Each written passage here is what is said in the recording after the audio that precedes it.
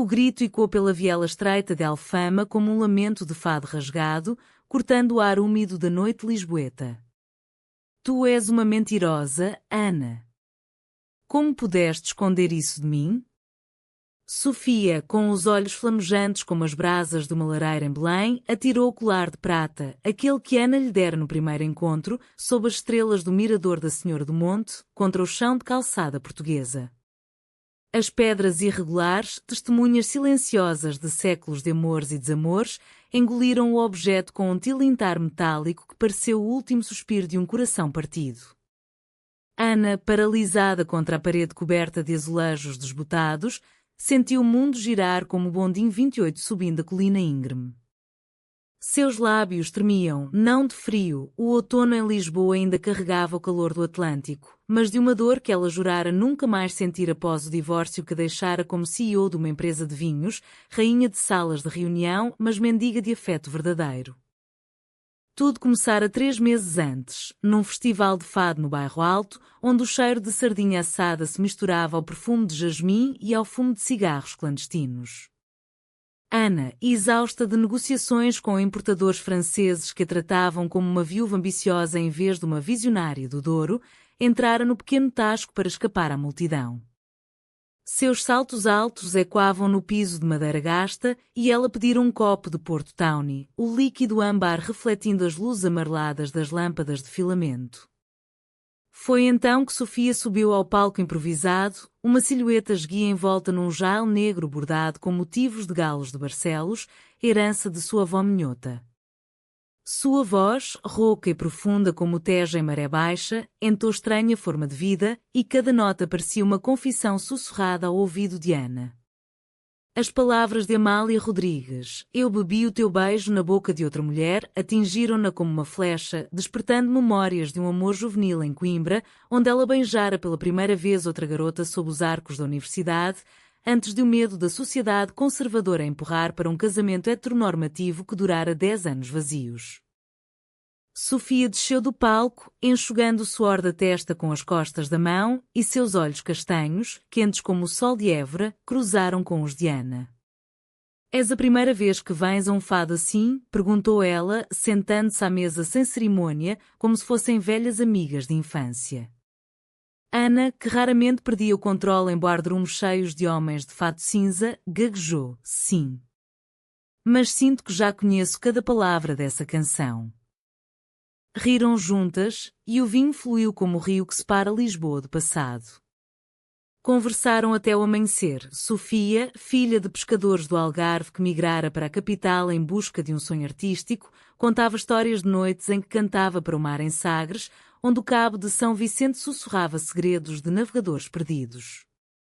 Ana, por sua vez, revelava o peso da coroa invisível, herdeira de vinhedos familiares no Porto, agora CEO da Vinhas do Tejo, lutando contra sexistas que duvidavam de sua liderança porque uma mulher devia casar e ter filhos, não dirigir impérios de uvas.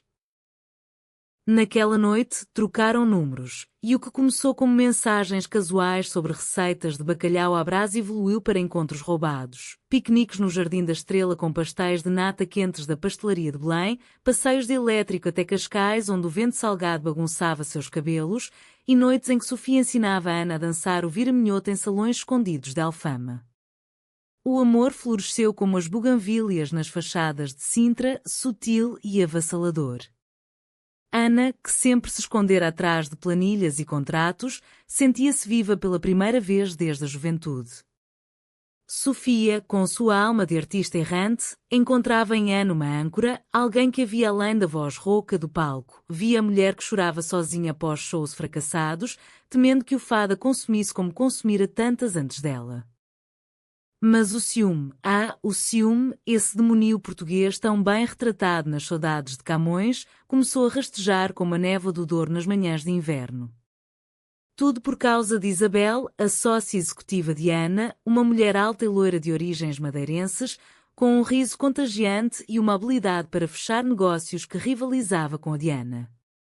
Isabel era casada, felizmente, com um arquiteto que restaurava palácios em Mafra, mas suas reuniões noturnas com Ana, cheias de risadas e toques casuais no braço, acendiam faíscas na mente de Sofia. Quem é ela para ti? Perguntava Sofia nas mensagens de madrugada, após ver fotos no Instagram da empresa, Ana e Isabel brindando com copos de verde vinho em uma degustação no Alentejo. Ana respondia com paciência, só uma amiga de trabalho, amor. Vem jantar amanhã no meu apartamento em Chiado. Mas o veneno se instalava. Sofia, marcada por um ex-namorado que a traíra com uma dançarina de flamenco em Sevilha, via sombras onde havia só luz. A primeira briga veio numa tarde chuvosa de novembro, quando Sofia surpreendeu Ana saindo de um café na Baixa com Isabel, os guarda-chuvas se tocando como amantes. Estás a brincar comigo? Eu canto para o mundo inteiro, exponho minha alma e tu escondes encontros com ela? Gritou Sofia, as lágrimas misturando-se à garoa. Ana, com o coração apertado como uvas prensadas, tentou explicar. É só negócios, Sofia. O contrato com os espanhóis depende disso. Mas as palavras caíam no vazio e Sofia fugiu para o seu pequeno estúdio em Moraria, onde as paredes ecoavam com os lamentos de fado que ela gravava para álbuns independentes. Ana passou a noite dirigindo pelas estradas sinuosas até Oeiras, parando em mirantes para chorar, questionando se o amor lésbico em Portugal, ainda sussurrado em cantos conservadores, apesar das marchas do orgulho em Lisboa, valia o preço da desconfiança. Dias passaram em silêncio radioativo, quebrado apenas por mensagens secas. Preciso de espaço. De Sofia. Eu te amo, por favor, acredita em mim. Diana. O ciúme de Sofia crescia como era selvagem nas ruínas de Conimbriga, sufocando a flor delicada do romance. Ela começou a seguir Isabel nas redes, lendo comentários ambíguos, imaginando cenários que fariam curar até as novelas da TVI. Ana, imersa em reuniões sobre safras no Dão, sentia o vazio como uma adega sem vinho. Foi numa noite de dezembro, com as luzes de Natal piscando nas ruas de Lisboa como estrelas caídas, que o uísque da traição se materializou. Sofia, impulsionada por um uísque forte no bar do Hotel Santa Justa, confrontou Ana por telefone. Eu vi a mensagem dela no teu ecrã. Beijos, até amanhã. Como ousas? Ana, no seu escritório com vista para o castelo de São Jorge, deixou cair o telemóvel. Não era traição, era um beijo de despedida num e-mail de negócios, mas o ciúme cego não ouvia razões. Vem cá, Sofia. Vamos falar. Mas Sofia desligou e o grito na viela de Alfama foi o clímax daquela noite fatídica. Ana correu pelas ruas labirínticas, o coração batendo ao ritmo de um fado acelerado. Encontrou Sofia encolhida contra a parede, os soluços misturando-se ao som distante de um acordeão. Perdão, murmurou Ana, ajoelhando-se na calçada molhada, ignorando o vestido de seda agora salpicado de lama. Não há ninguém além de ti no meu coração. Isabel é casada, leal ao marido como eu serei a ti, se me deres uma chance. Sofia ergueu os olhos, vermelhos e inchados, e por um momento, o silêncio foi mais eloquente que qualquer canção. Lentamente, estendeu a mão e Ana a puxou para um abraço que cheirava a sal, vinho e promessas quebradas. Caminharam de volta ao apartamento de Ana em Chiado, as mãos entrelaçadas como as ruas de Lisboa se entrelaçam no mapa. Lá, sob o teto alto com frescos de azulejos, Ana preparou um chá de ervas do Alentejo e elas se sentaram no sofá de veludo verde, as luzes da cidade filtrando pelas cortinas de renda. Eu tenho medo, Ana, confessou Sofia, a voz trêmula como uma corda de viola desafinada. Medo de que o mundo nos separe, como separou minha mãe de seu primeiro amor, uma mulher que fugiu para Brasil durante o Salazar, deixando só cartas não enviadas. Ana, tocando o rosto de Sofia com dedos que conheciam o tato de uvas maduras, respondeu, eu também tenho medo. Como CEO, lido com traições diárias, acionistas que vendem ações pelas costas, rivais que copiam rótulos. Mas contigo é diferente.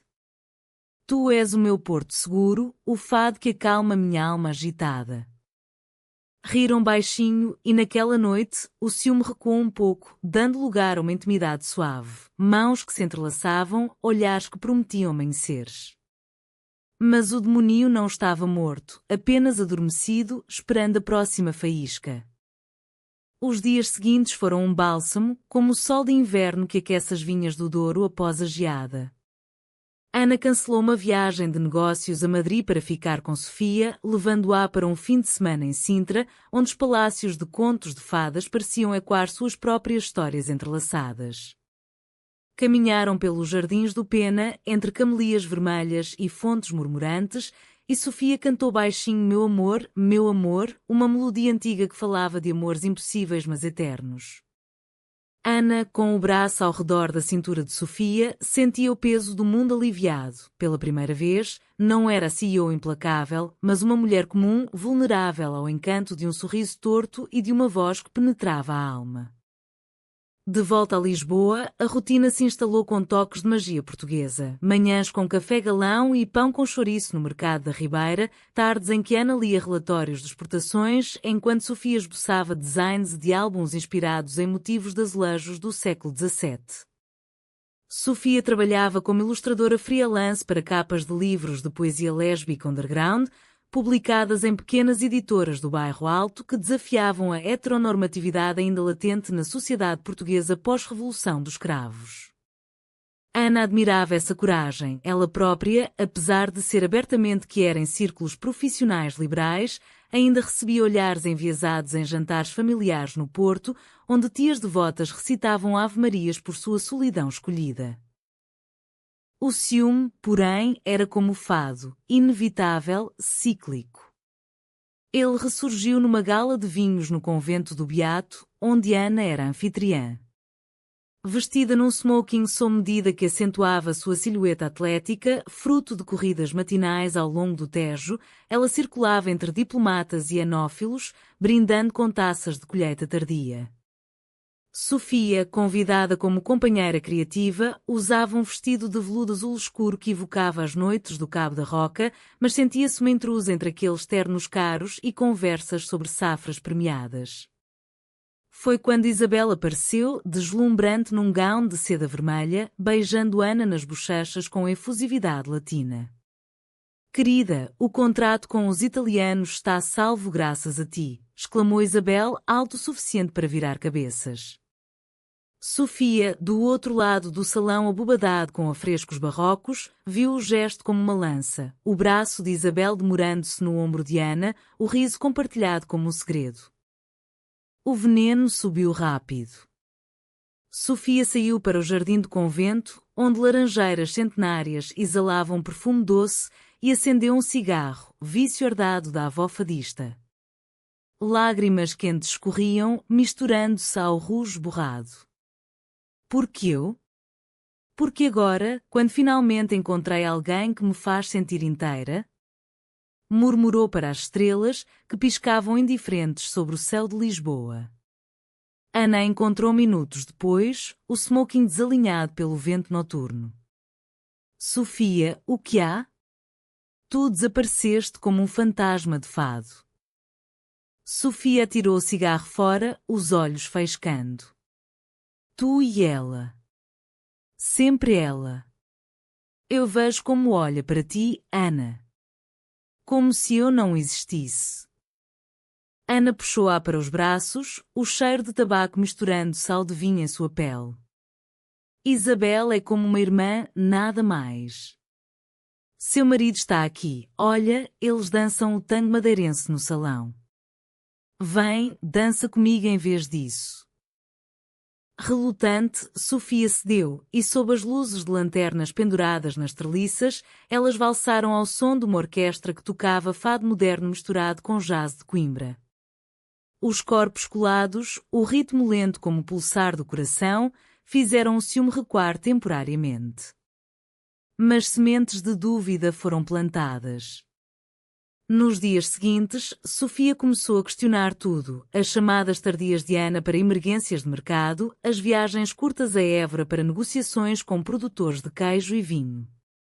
Tu mereces alguém que não te faça duvidar, disse Ana numa noite, após uma discussão que terminou com Sofia dormindo no sofá. Não, tu és quem eu quero. Mas o medo. Ele come minha alma como o mar come as falésias de Nazaré. Para reacender a chama, Ana planejou uma surpresa, uma escapada para o Algarve, terra natal de Sofia, onde o oceano sussurrava promessas de renovação. Dirigiram pela A2 em silêncio inicial, o rádio tocando fado de Marisa, e pararam em vilarejos para provar figos maduros e amêndoas torradas. Chegando a Lagos, alugaram uma casa de pescadores branca com varanda virada para a Praia do Camilo, onde as grutas azuis ecoavam risos de crianças.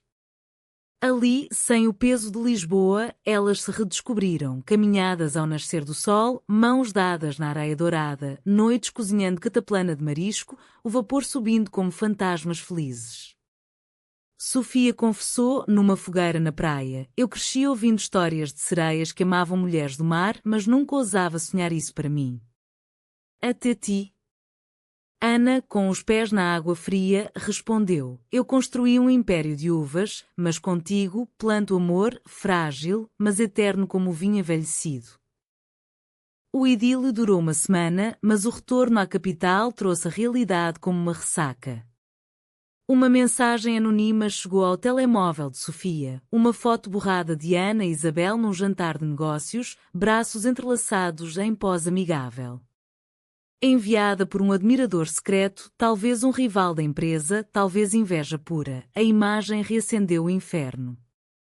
Sofia confrontou Ana no escritório dela, no alto prédio envidraçado com vista para Rossio. Explica isso. Traição em fotos, agora? Ana, no meio de uma pilha de contratos, sentiu o chão sumir. É falso, manipulado. Eu juro pelo nome da minha mãe, que morreu nos vinhedos cuidando de mim. Mas Sofia, cega pelo ciúme incontrolável, saiu batendo a porta, deixando Ana sozinha com o eco de seus saltos. Naquela noite, o conflito escalou. Sofia, bebendo gin tónico num bar de fado em Madragoa, ligou para uma velha amiga, uma dançarina que era de Porto, que incentivou. Vá embora, menina. Amor não é prisão. Mas o coração de Sofia gritava o oposto. Ela vagou pelas ruas, passando pelo mosteiro dos Jerónimos iluminado, cujas torres góticas pareciam julgar sua fraqueza. Ao amanhecer, encontrou-se no mirador onde tudo começara, o Senhor do Monte, e enviou uma mensagem a Ana. Eu errei. Volta para mim. Mas o ciúme havia plantado raízes profundas, e o que veio foi silêncio. Ana, ferida, mergulhara no trabalho, ignorando as chamadas. Semanas passaram em limbo, com Lisboa como pano de fundo melancólico, chuvas que lavavam as ruas mas não as almas, festas de São João com martelos de plástico que soavam vazios sem o riso compartilhado. Sofia performou num concerto no Coliseu dos Recreios, sua voz quebrando na moraria, e entre o público, Ana estava lá, anônima na penumbra, lágrimas silenciosas. Foi o turning point sutil. O amor, como o vinho do Porto, precisava de tempo para maturar, mas o ciúme ameaçava azedá-lo.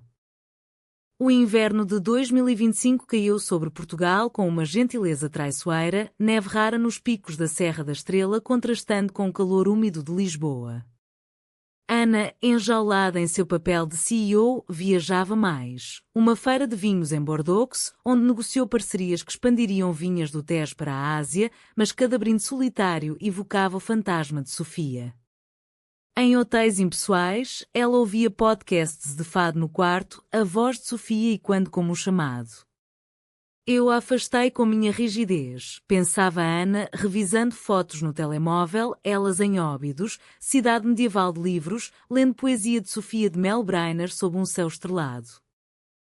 Sofia, por sua vez, afundava-se no trabalho como salvação. Aceitou um contrato para ilustrar um livro sobre mulheres queer na história portuguesa, de Inês de Castro, assassinada por amor proibido no século XIV, a Safo lusitana das sombras salazaristas. Seus desenhos, traçados com carvão e aquarela, capturavam olhares intensos, mãos hesitantes, ecos de sua própria dor. Mas o ciúme consumia por dentro. Ela stalkeava o perfil de Ana nas redes profissionais, vendo posts de eventos onde Isabel aparecia ao lado, sempre sócia leal. Porque não confio nela? Porque o mundo nos ensinou a temer o amor entre mulheres, confidenciou uma terapeuta em sessão online, uma mulher de Setúbal que falava com sotaque alentejano calmo. O ponto de ruptura veio numa noite de temporal, quando trovões ribombaram sobre o Tejo como o rugido de Poseidon zangado. Sofia, sozinha em seu estúdio, recebeu um pacote inesperado, um frasco de vinho do Porto Vintage, 1960, ano da Revolução que libertou Portugal, com uma nota manuscrita de Ana: bebe e lembra-te, nosso amor é mais forte que tempestades. Volta para casa. Lágrimas caíram no rótulo, borrando a caligrafia elegante. Sofia abriu o vinho, o aroma de frutas secas e carvalho preenchendo o ar úmido, e ligou para Ana. Onde estás? Num avião de Paris, mas aterra em 2 horas. Espera-me no nosso miradouro. O temporal rugia, mas Sofia saiu, chapéu de chuva inútil contra o dilúvio, e subiu a colina escorregadia até Senhora do Monte. Ana chegou encharcada, o casaco de lã colado ao corpo, e encontrou Sofia tremendo de frio e emoção. Sem palavras, abraçaram-se sob a árvore centenária, o beijo que se seguiu salgado de chuva e saudades. Eu errei, deixando o trabalho nos separar, murmurou Ana, os lábios nos cabelos de Sofia. E eu, deixando o ciúme nos devorar. Mas e Isabel? A foto. Ana riu amargamente. Era uma montagem de um concorrente invejoso. Confronta-me com provas, não sombras. Caminharam de braços dados até um táxi e no apartamento de Ana secaram-se com toalhas quentes e chá de limão de madeira. Ali, pela primeira vez, Ana abriu o cofre emocional, com toda a juventude em Coimbra, do primeiro beijo com uma colega de dormitório, interrompido pelo medo da expulsão, do casamento arranjado para salvar aparências, terminando em divórcio amargo que deixou com cicatrizes de solidão. Sofia, aninhada no peito de Ana, compartilhou suas próprias feridas. O pai pescador que a deserdara ao descobrir sua orientação, forçando-a a fugir para Lisboa aos 18. As noites em bares underground de Cais do Sodré, onde amores fugidios acabavam em despedidas ao amanhecer. Tu és diferente. Tu constróis, não destróis. O amor se reavivou devagar, como um fado que começa piano e cresce em intensidade. Planejaram o futuro. Ana prometeu equilibrar trabalho e coração, talvez delegando mais a Isabel. Sofia, canalizar o ciúme em arte, escrevendo letras sobre confiança frágil. Mas o destino, caprichoso como o clima do Atlântico, preparava uma traição maior. Durante uma reunião em Évora, Ana recebeu uma proposta irrecusável, fusão com uma gigante espanhola, liderada por um consórcio que exigia sigilo absoluto. Isabel, leal como sempre, alertou: cuidado, eles jogam sujo. Mas Ana, ambiciosa, assinou um NDA preliminar sem contar a Sofia. É só papelada, amor, nada que nos afete. Sofia, ao descobrir por um vazamento na imprensa local, CEO portuguesa em negociações secretas com rivais ibéricos, sentiu-se mutar em paranoia. Tu me escondes de novo? Como se eu fosse frágil demais para a verdade. Gritou ao telefone de um show em Faro. Ana, no hotel alentejano com paredes de cortiça, implorou: confia em mim. É pelo nosso futuro, estabilidade para construirmos uma vida juntas. A traição percebida explodiu numa carta que Sofia deixou no apartamento. Não posso viver na sombra de segredos. Adeus, minha fadista do coração. Ana, voltando a Lisboa, encontrou o vazio, roupas de Sofia sumidas, o colar de prata devolvido na mesa. Desabou no chão, soluçando como nunca desde a morte da mãe. Ligou para Amigos Comuns, uma rede queer de Lisboa que frequentava o período de jantares em casa, mas ninguém sabia. Dirigiu até o Algarve numa maratona insone, parando só para café em serviços de autoestrada. Encontrou o estúdio de Sofia vazio, exceto por um quadro inacabado, duas mulheres abraçadas contra um mar tempestuoso, com a legenda Esperança Inquebrantável. Desesperada, Ana postou nas redes, não profissionais, mas num grupo fechado de artistas lésbicas: "Perdi minha musa.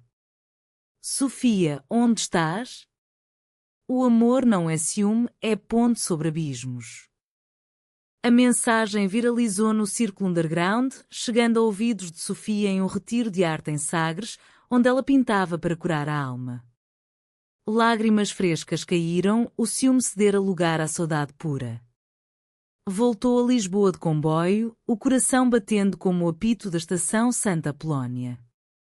O reencontro foi no convento do Beato, onde a gala acontecera. Ana esperava na capela deserta, velas acesas como em romarias antigas. Sofia entrou, o vestido florido agora amarrotado pela viagem. "Eu fugi porque temi perder-te para o mundo. Mas o mundo sem ti é vazio como um fado sem alma." Ana se aproximou, mãos trêmulas. A fusão era um erro. "Cancelei hoje. Escolho-te, Sofia, sobre impérios, sobre tudo."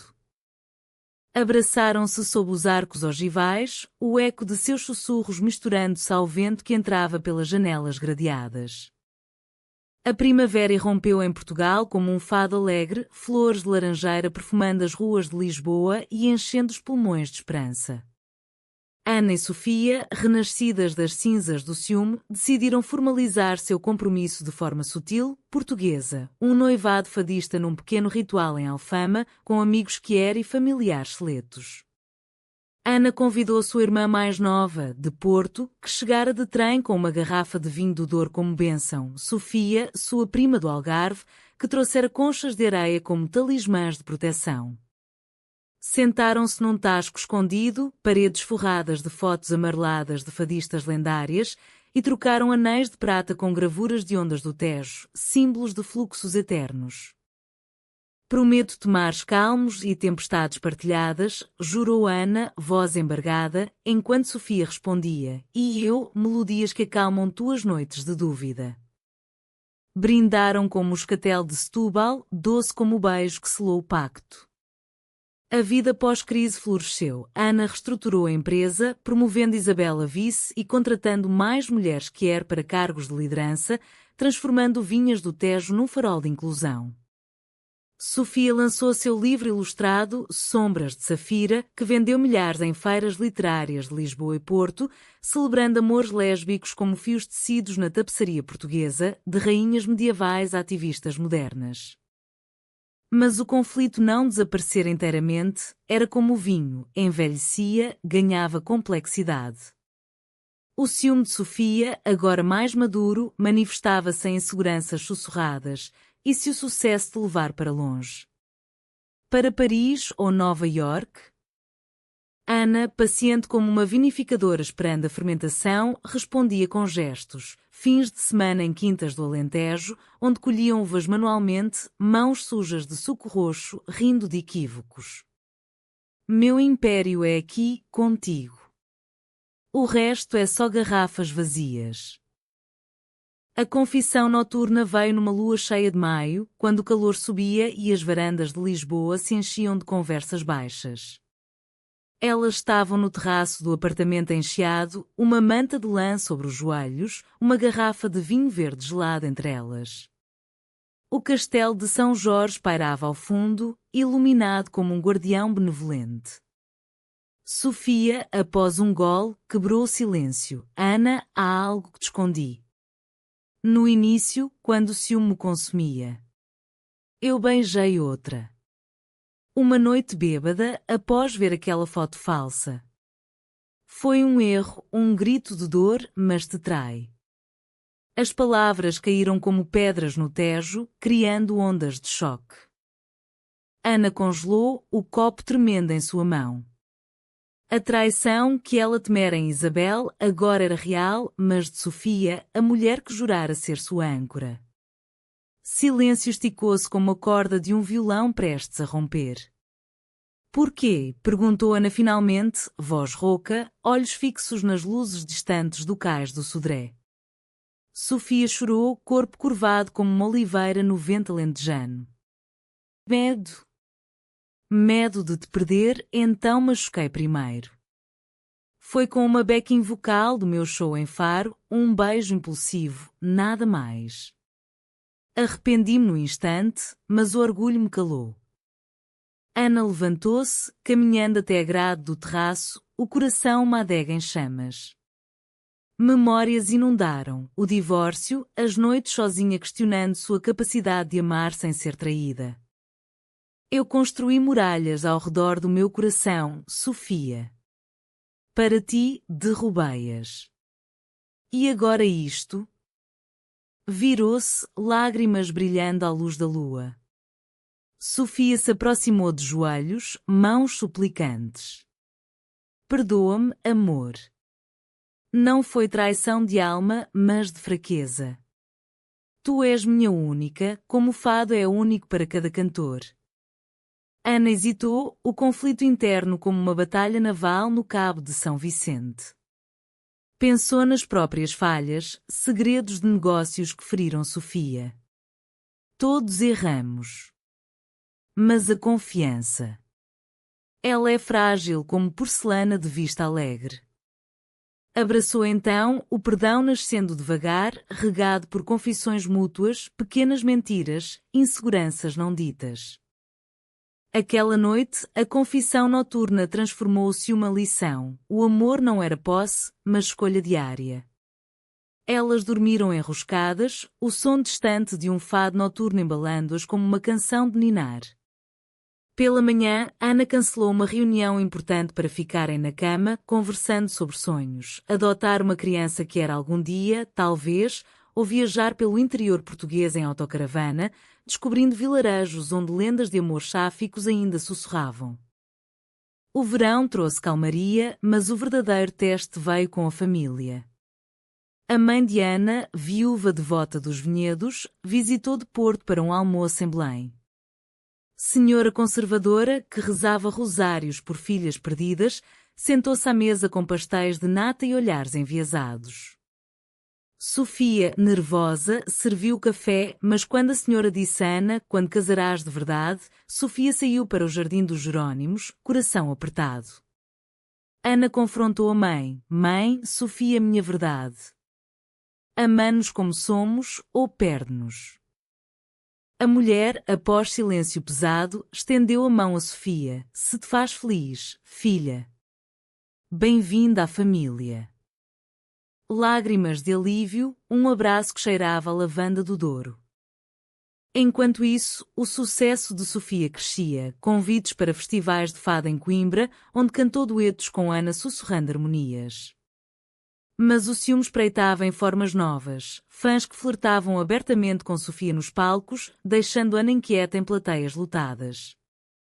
É o teu mundo, mas dói ver olhares famintos, confessou Ana numa noite pós-show. Sofia riu, puxando-a para dançar na rua vazia. Eles veem a artista, tu vês a mulher. Isso basta. Outono retornou com folhas douradas caindo nos jardins de Queluz, e com ele, o clímax do drama. A fusão cancelada por Ana teve repercussões, rivais espalharam rumores, acionistas pressionaram por demissão e um escândalo estourou na imprensa. CEO lésbica prioriza amor sobre lucros? Jornais sensacionalistas de Lisboa e, quando preconceitos velados, publicaram fotos tiradas às escondidas, Ana e Sofia de mãos dadas no bairro Alto. Escândalo nas vinhas, amor gay afunda império português? Gritavam manchetes, alimentando debates em cafés de Alfama onde velhos discutiam entre pastéis de bacalhau. Ana, no olho do furacão, enfrentou uma reunião de emergência no boardroom com vista para o Tejo. Homens de fato, com sotaques do norte, questionavam sua estabilidade emocional. Isabel defendeu afrosmente, Ana é a melhor de nós. Seu amor a torna mais forte, não fraca. Mas o voto foi apertado. Ana salvou o cargo por um triz, prometendo resultados. Saindo, desabou no carro, ligando para Sofia. Eles me atacam por nós. Vale a pena? Sofia, no estúdio pintando uma tela de azulejos quebrados e recompostos, respondeu, sempre. Luta, amor, como as mulheres de 1974 lutaram pelos escravos.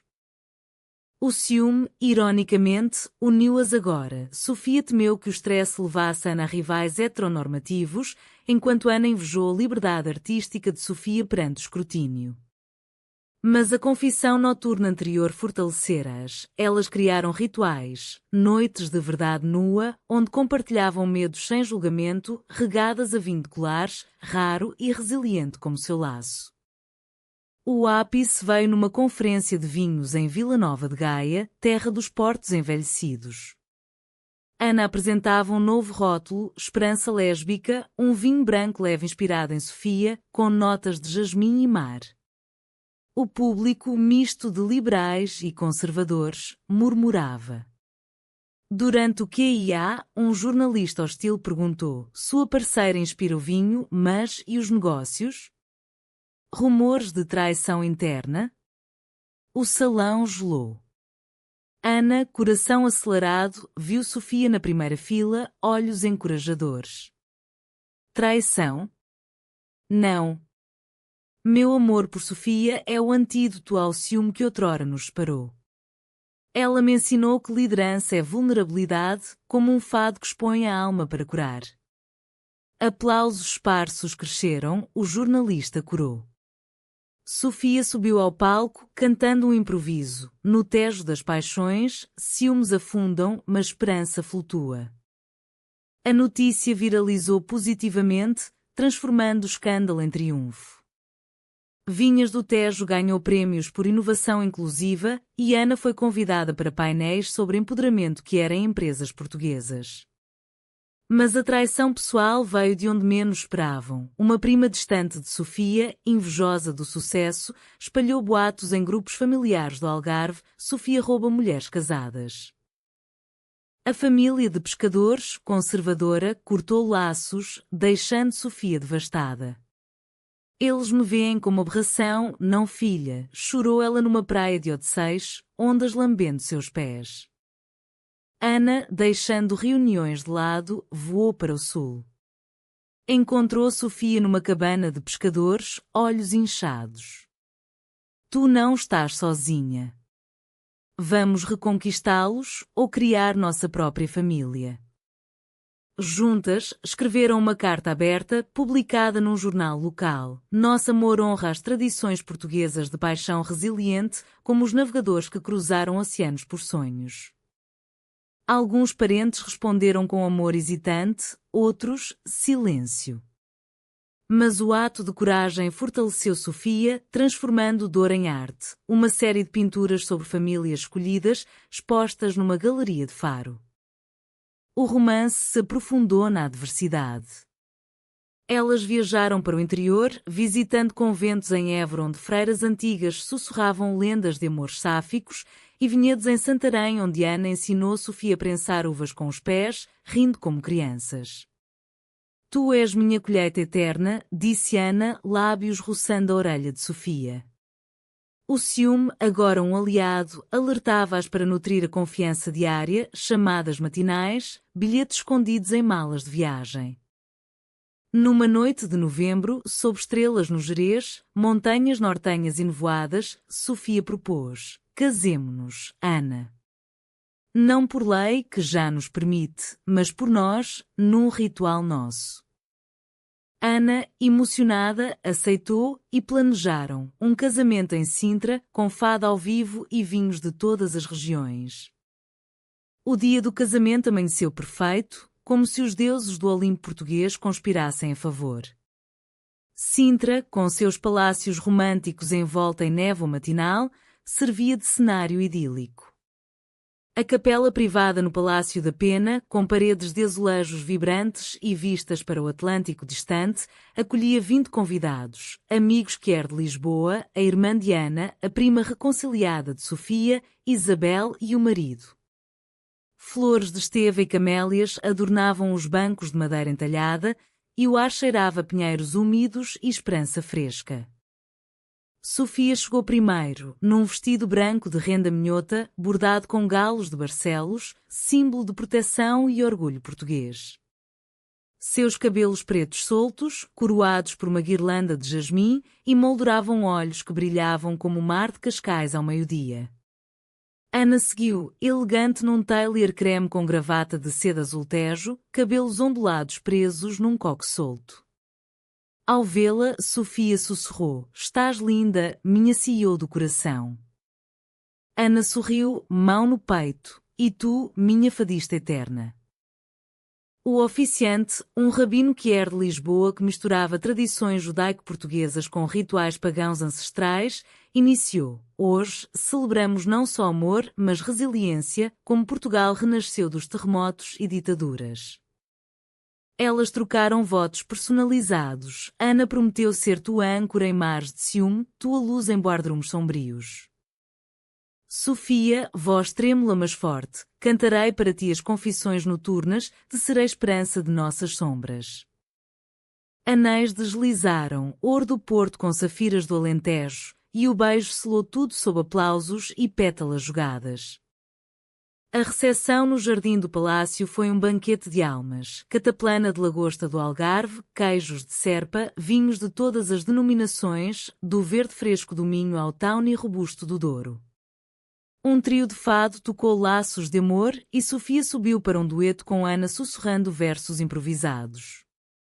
Dançaram a valsa sob luzes de lanternas, corpos sincronizados como ondas em harmonia. Isabel, brindando, disse: "Vocês provam que amor vence ciúmes e negócios ruins." Risos ecoaram, curando feridas antigas.